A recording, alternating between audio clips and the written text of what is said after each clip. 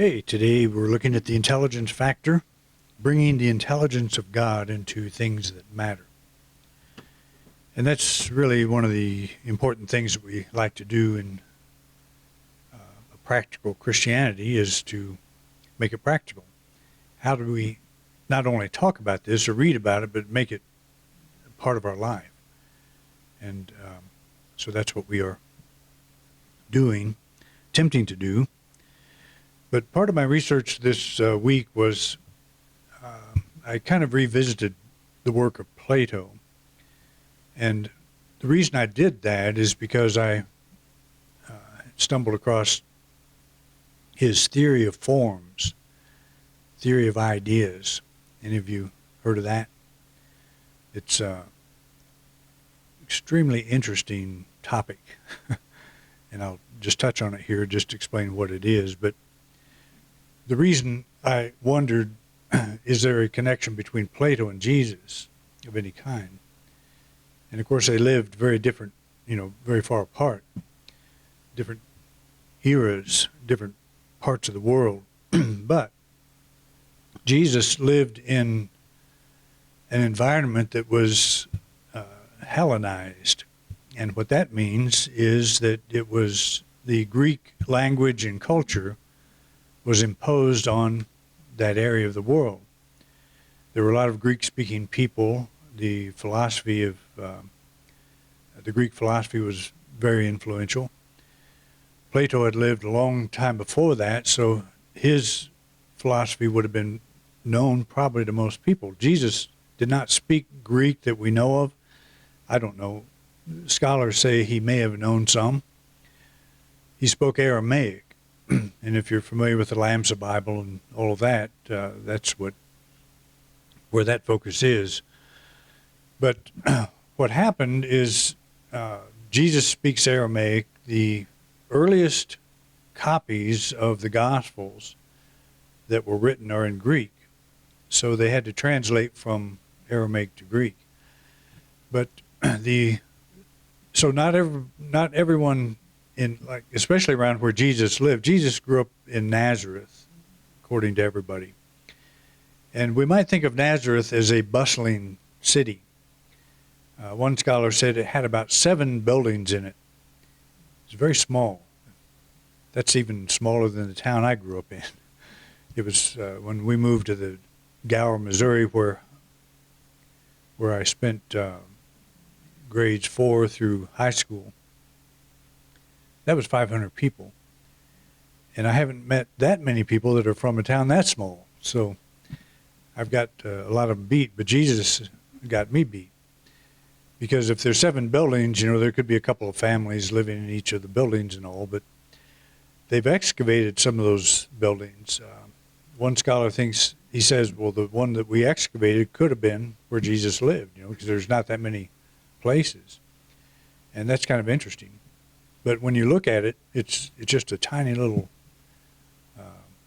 like cavern-like looking thing that can't imagine. But our minds go places that probably don't exist, when we're thinking about he's from this town of Nazareth. Can anything good come from Nazareth? That was one of the responses of one of the disciples that was called, or that was told about Jesus. And when you think about it, that's probably why they thought that way. It was a little backwater, nothing town. But you've got one of the most famous individuals on the planet that came from there. So that gives me hope. It gives all of us hope, probably. But the point is, he was in this little backwater town, but the Greek influence had probably filtered into that even. He lived 4 miles from Sepphoris, the city of Sepphoris, and that was a very bustling, very prosperous area. Some scholars think that if he was a carpenter looking for jobs, he would have gone to Sepphoris, and he would have been exposed to that Greek Roman mentality, which was very prosperous. And that's quite possible. But one of Plato's ideas that struck me, this theory of forms, was Plato said that for everything that we see on this earth, beauty, people, cows, horses, whatever. Everything that we see, for everything we see, there is an invisible counterpart, and that's the real. That's the reality. That's what he considered the real thing, that the body can be destroyed. And he believed in reincarnation. He thought that the soul was immortal, that we have been here many times, and that we brought with us the memory of these forms. I think that's an interesting term, but you can switch out the word forms with ideas. He did that often, I guess, in his writings. I have a hard time reading Plato, so I prefer to read what others say he said instead of diving into it myself. And I know that's not real scholarly, but I'm not a scholar, so I admit that. I'm just a plain old minister. So I'm a generalist who draws from people who are specialists. You know, I'm happy with that designation. But anyway, Plato had this belief, and that probably was one of the most influential ideas that reached the, corners of the earth, that reached the far corners of the Roman Empire and the Greek Empire. What it reminds me of is when Jesus talks about the kingdom of heaven, that he very well may have been talking about something that was influenced by Plato's thinking. There's a deeper reality that we cannot see, but everything is an expression of that. Most scholars think he was an apocalyptic prophet, as I've said several times, that he had picked up the thinking of the average Jew who was expecting kingdom of God to come, and it would be a social, political setup. Very observable. And the Jews would be put in charge of everything, and they would be under nobody's domination, nobody's control. Just like back in the days of King David and Solomon and all that, when Israel was extremely prosperous. So that's why they say Jesus was an apocalyptic prophet. But again, I would say apocalyptic prophets were a dime a dozen. What made him stand out?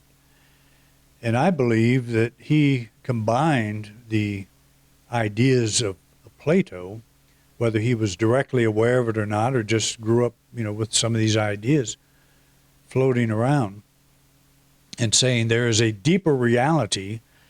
And since we're all used to using this term kingdom of God, let's take it, but think of it in a different way. We've got some new wine here. Let's take this old wineskin and get a new wineskin to put this new wine into. I could see that happening, and that those who are saying he was an apocalyptic prophet, that would be like saying about a person like me.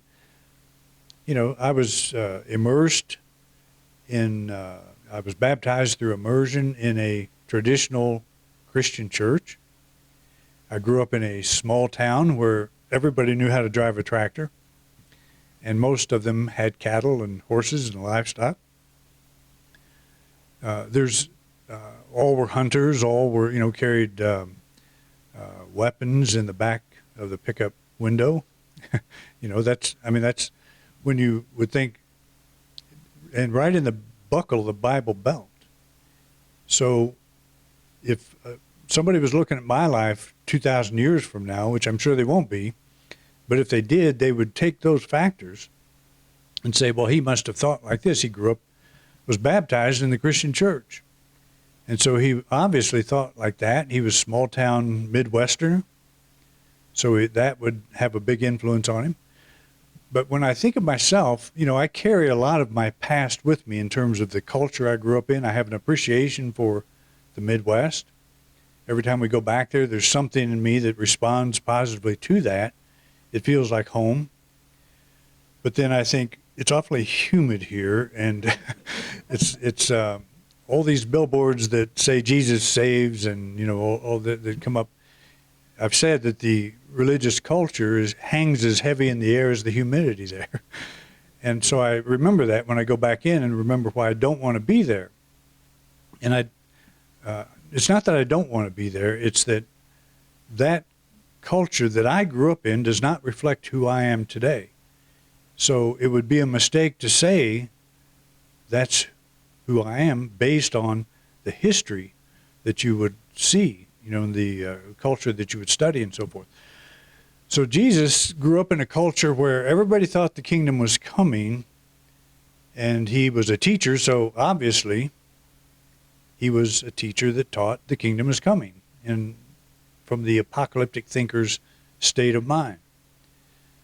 But I don't think he did that. I think he was a mystic, a person who had an inner awakening and saw, as Plato did, there's a deeper reality behind all that we see. Don't judge by appearances. Plato would have said that. He would have said a lot of things Jesus said. He would have approved that, when's the kingdom coming? It doesn't come through observation. You're not going to say it's low here, low there, because the kingdom is within you. Plato said that his realm of ideas, his realm of forms, was accessible through the individual. So in my thinking, the message is identical. It's a different time and different place. So I can see Jesus not as an apocalyptic prophet, but as a mystic who was taking familiar terms like kingdom of God. It's just like if we use the word Christ to illustrate what? We in unity would say it doesn't mean Jesus. It means that inner spiritual potential. I think he did the same thing. We're taking a familiar word and giving it a new meaning, a new perspective. And the more I get into this, the more I think this was not the correct meaning. It's not correct to think of the Christ as the spiritual dimension. Christ is the title of the Messiah. It's a title of the one the Jews were expecting. It's the Greek word for the Hebrew word Messiah. It means the same thing. And it was the same idea prior to Jesus. But when the gospel writers and the New Testament writers came along, Paul and all of them, they made Jesus exclusively the Christ. So when the word Christ is used in the New Testament, it's an absolute reference to Jesus. They're not talking about the spiritual dimension in the individual. And that's why I don't like using that term, because I understand how it was used and how the gospel writers used it. They did not intend to think of it as the spiritual potential within people. They were talking about Jesus. When Paul said, Christ in you, your hope of glory, that's one of our favorite quotes, saying that Christ in you is that spiritual dimension. Well, if you read the whole context, he's saying Christ in you, that means the teaching about Jesus that we're giving you. That's your hope of glory. That's the Christ I'm talking about. It has a completely different meaning when you read the context of the whole letter, of the whole chapter where Paul mentions that. But I grew up thinking, but my introduction to unity was based on the thought that passage meant the spiritual dimension of me is my hope of glory. Well, it is, but that's not what Paul meant. He meant if you get this idea of Christ that we're teaching, and by Christ I mean Jesus, that's your hope of glory. That's your hope of salvation. And he absolutely believed that if you accept Jesus Christ as the one who died for you, was resurrected, and will come back, that's your hope of glory. That's what he was saying. So that makes sense. And see, I'm okay with that. I'm okay with him saying that. He does not have to say something I agree with in order for me to appreciate what he said. But the critical scholar will go back and say, what did he mean when he said that? And they'll figure it out.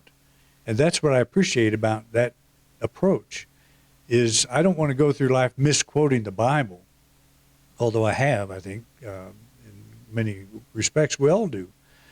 And as the scholars will point out, it's so easy to start with a picture of Jesus that you have and use the Bible to support that, because you can do it. Anybody can do it. And he pointed out, look how many Christian denominations there are. And they all use the Bible, and which one's right. And of course, you talk to any one of them, and they're the ones that are right, and that's, I have never felt that way, and except I do feel that way. I don't, I know what I don't want, and I know when I hear something about Jesus that just does not resonate at all with where I've come to, I don't want that. But there are people that do, and I respect that. It's fine. I don't have a problem with that. I won't try to change them as long as they don't try to change me. I think that's a pretty fair trade-off. So according to Genesis, and so this kind of leads into what I'm going to talk about today. According to Genesis, the first thing God created was light. And that wasn't the sun and moon, It's a light that we're not familiar with in terms of sunlight, although we depict it that way. God said, "Let there be light." Because we associate light with intelligence, we understand the author saw intelligence as a fundamental part of the universe. John talks about the Word and how the Word was light, and this light was the light of men. So that passage, "Let there be light," that whole first chapter, sounds to me like something a mystic would say. Like we start with the creation of the universe, and we don't expect them to approach it in the same way that our modern astronomers approach it today, that our science approaches it and so forth, because they didn't have the technology. But that may be the wrong way too, to approach it. I think the mystic has the deeper insight. Let there be light. In other words, the first thing that comes about is intelligence, wisdom, and everything is built on that. But the idea is that's always here. That's present all the time. And if you go along with the whole idea of Plato, which they say Moses wrote Genesis, but he didn't. I mean, they don't know who wrote that particular thing. They call it the E-writer, because for the name God, he used the word Elohim, as opposed to Yahweh, which is chapter 2. It's very complicated. But what that writer obviously understood was there is intelligence as a fundamental aspect of this universe, which means that if it's everywhere present, if it's, God says, "Let there be light," and there was light, that means this intelligence is accessible to all people at all times. And that, as John picks up on this, that this word was light, and it was the light of men, the light of people. That means us. It's the light or the intelligence that underlies every one of us. So we can kind of see the mindset of Plato at work here, although Plato was after Genesis, so we don't want to get that confused either. But the thing is, the mystic has been saying the same thing over and over and over again forever. From the very beginning, there is a mystical tradition that we can identify, and that's one thing I'm doing with my book. How do we identify that? And we take a passage of Jesus and we say, does this sound like something a mystic would say? Well, how do you answer that? You first have to know how a mystic would say it. And a mystic would say things like, intelligence is a fundamental aspect of this universe. It's accessible to everybody. It's not something that's some are privy to and others are not. It is a underlying reality accessible to all. And so the writer of Genesis, I think, was a mystic, and he saw that the first thing that had to be created, if there was going to be material expression of that followed, it would have to be intelligence. And I think that makes perfect sense. And it's true with us. You've got a problem you can't solve. What you need is more intelligence, more light. And we try to tap into that in many ways. Prayer for many becomes that. I feel like I'm reaching out to God, reaching out to this greater intelligence, and perhaps it'll give me the answer. But no matter how you approach it, you can say to yourself, I'm already immersed in God, therefore the light is at my center, and I don't ask for it as if it's something I don't have. I say, let there be light. Perfectly explained in Genesis. So the mystical tradition acknowledges this intelligence expressing from the center of our being. When Jesus said, "Let your light shine before men," I see him reminding us to be true to the best and highest that is in us. As we let the light of our true being shine, it makes our world a better place, not only for ourselves, but for the people who come into our light. And this light can take many forms. We're not so interested in how that occurs. But if you're in a dark place in your life, you don't know what to do, you're struggling with some issue, and we're all there, we all have these moments, we're feeling there is some kind of an absence, that's why I feel the way I do. I'm reacting to an appearance. So what we do from a spiritual perspective is we try to get off of that treadmill. It's the hamster running on the wheel. You run and run and run, you get off in the same place you got on. There's no accomplishing anything from that point of view. So when we say, "Let there be light," when we say, "Let's let our light shine," we're saying, let go of the worry, let go of that perception, let go of that appearance as much as we possibly can. And as I talked about last week, it's largely an emotional transition that we make. And that's pretty difficult to get.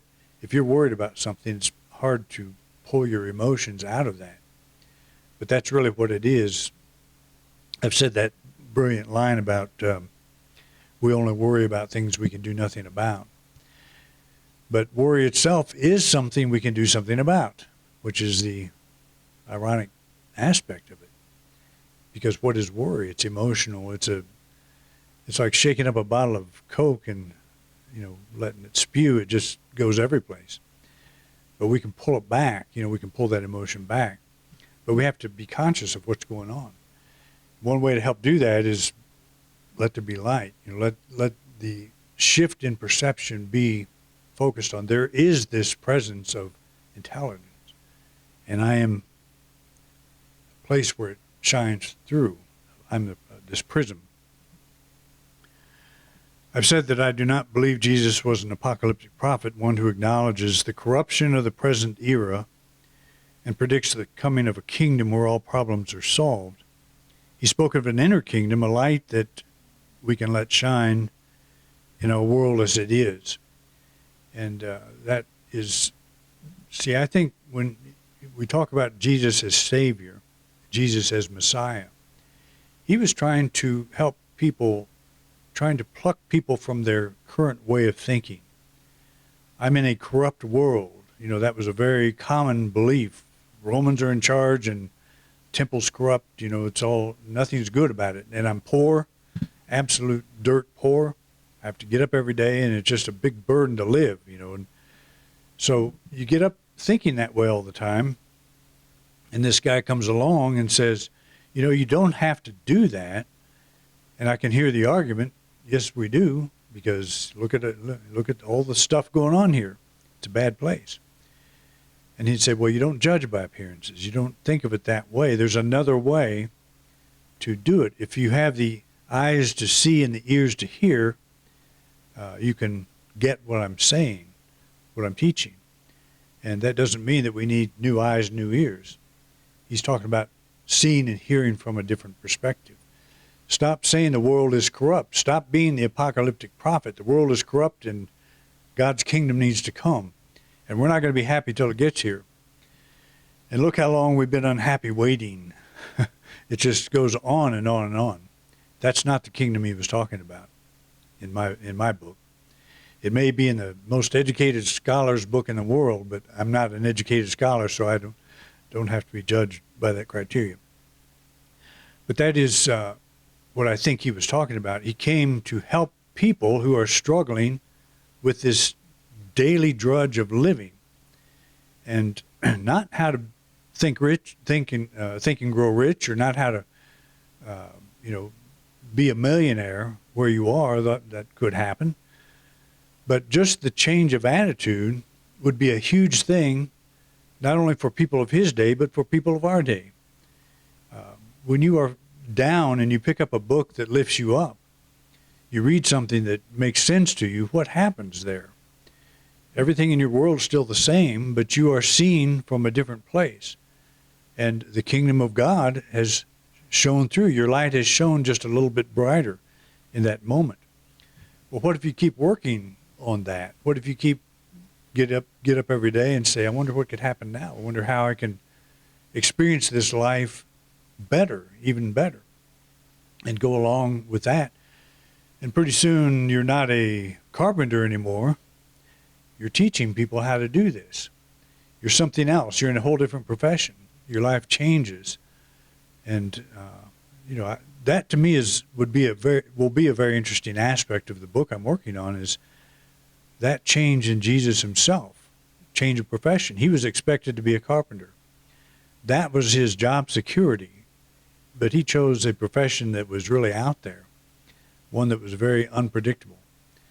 And yet something allowed him to do that. And we don't know anything about his education. A lot of scholars think he had none. So what gave him the right to start telling people how to think? He didn't tell them how to think. He told them, I think, of his experience of waking up to the presence of God. That if I can do it, you can do it also. And here's what it can do for your life.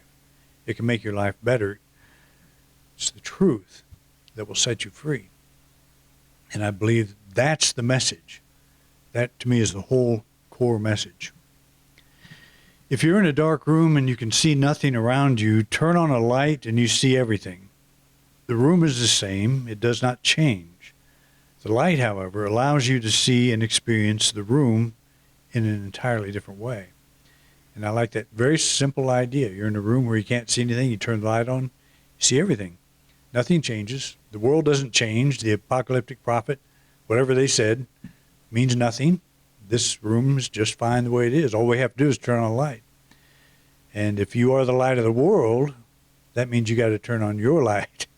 And your light is turned on in your room, which is your life. That's a very powerful idea, and it puts it in the court of the people, of every person. You don't like your life the way it is, change the way you're seeing it.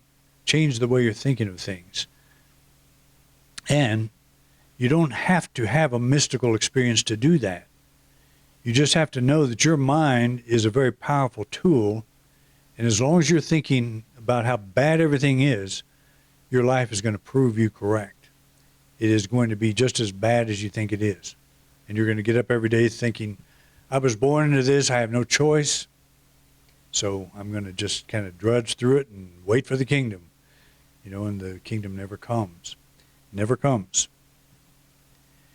So imagine turning on the full power of intelligence of God in this room you call your life. You would see your daily experience from an entirely different perspective. Rather than wait for a better life to come, you would see that better life is right where you stand. Troy and I were talking a little bit about retirement and people we know that have gone through that, and I have known several that I was talking to a man. I shared the story in my book, one of my books, that I was doing a wedding for Norman Shealy's daughter, and he kind of was one of the founders of the holistic health movement. I was on his board, and he asked me to, or she asked me to do the wedding. So one of the fellows sitting at the table at the reception said, I just retired yesterday, and I hated every day I went in. I hated every minute of it. And like an idiot, I said, well, why did you do it for so long?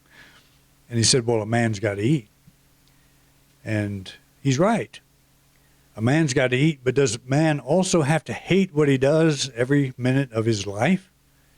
Where's that requirement listed on our resume as we come into this earthly life? So I think you ought to be doing what you like to do. And let your light shine. That's part of what that means too. And it's, I haven't liked every day of my life as a minister. There's been a couple I wish had not ever occurred, but they did. And it's all part of the package. But I love what I do. I love doing this. I love the research, and I love where it takes me. I love writing books. I love talking to people, getting to know your stories. And that's been a real treasure for me. And as Troy and I were talking too, you know, some of the people that hate what they do all their life, they retire and they die in 3 years. You know, they check out because they don't know what else to do. They don't have a life to hate now. You know, it's just a life that has no meaning. Sometimes hating your life is more meaningful than not hating it, and that's better than nothing. But they check out pretty quickly. That's not too uncommon. You know, I think the statistics show that. I don't know for sure. I'm not prepared to report on that. But when you wake up every day and you just have no purpose to live, no purpose, nothing to do, even to go to a job you hate, you know, that's kind of rough too. And I've had days like that where I didn't have anything planned, and, you know, you kind of sit around, twiddle your thumbs, you wonder when the kingdom's going to come next. You wonder what's going to happen next. You look for something not so boring. You know, we try to keep our minds busy and whatever. I can see how somebody can die of boredom, in other words.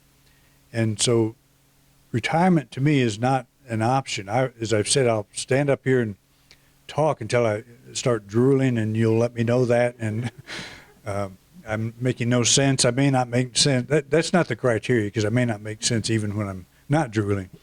So we don't want to judge by appearances. But you know what I'm saying. If I can't get up here and talk and give you a coherent lesson or talk, then we'll all know it's time for me to go to the pasture. But I don't think I'm quite there yet. Like the angel of the Lord who said to the young Moses, "Put off your shoes from your feet, for the place on which you're standing is holy ground." I've always loved that thought. The place you're now standing is holy ground. Moses sees this burning bush. He goes over. He's a young guy. At that time, he goes over and sees what that is, and this voice, angel from a cloud or whatever, starts talking to him. So when was the last time you thought of your life as holy ground? If it wasn't today, then I've got news. You've got work to do. Or you've got work to stop doing.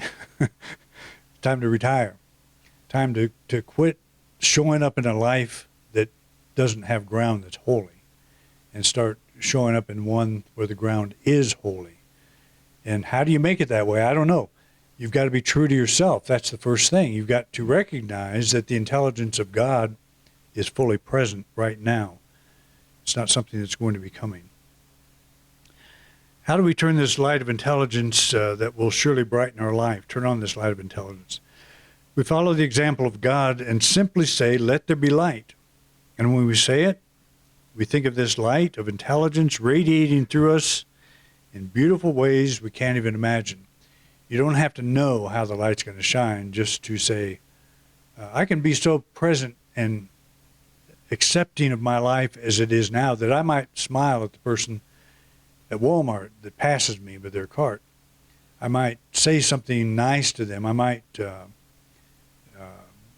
who knows what I might do to give of myself in my life just as it is.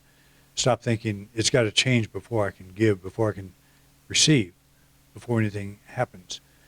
Because I think that one of the secrets is to give first, is to learn to give first. And I'm not talking about handing the dollar to the homeless person. I'm talking about shifting attitude, shifting the way we think of ourselves and our life in this moment. Let our light shine. That's really what it comes down to. What's that light?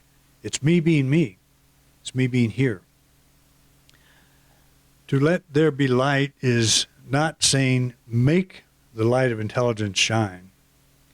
We let go of all control and let the perfect intelligence of God shine through us in healing, creative, and prospering ways.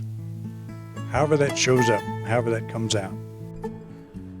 Thank you for watching this week's program. If you enjoyed this video, please share it with others. We want to reach as many people as we can, and we appreciate your help. We have many subjects in our video lineup, so feel free to take a look. If there's a topic you don't see and would like me to address, just put it in the comment section. I'd love to know what's on your mind.